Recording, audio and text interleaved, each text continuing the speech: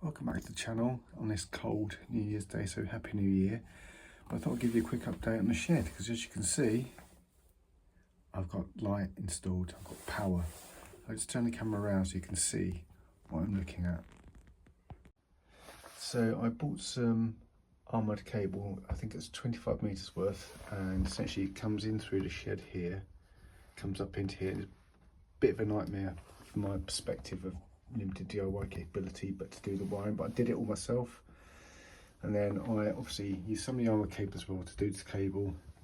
It goes around into the LED light, which just gives me the power, which is excellent. And obviously I've now got the vice put on as well, I've been able to make some room, so now I can start using my lathe as I need to.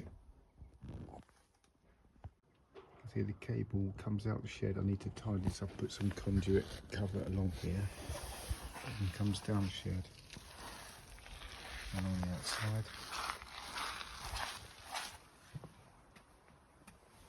Then I've tacked it underneath the step and then put it in through the door so I can unplug it as I want to. And I thought I'd do it this way rather than drill through the wall, so if we sell the house, someone else doesn't have to fill the hole if they don't want it.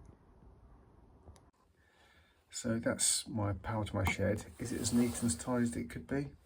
Possibly not, but it's my first time ever doing it. And I did want to drill holes through the wall, although I did think about doing it, but I didn't want to hit any electrical cables or pipes that are hidden in the wall, which I've done before.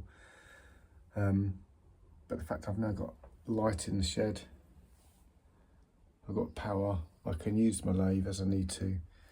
So I'm really pleased with how it's turned out. So hopefully start doing some more projects out here. Only fun things I've got to do is to maybe put some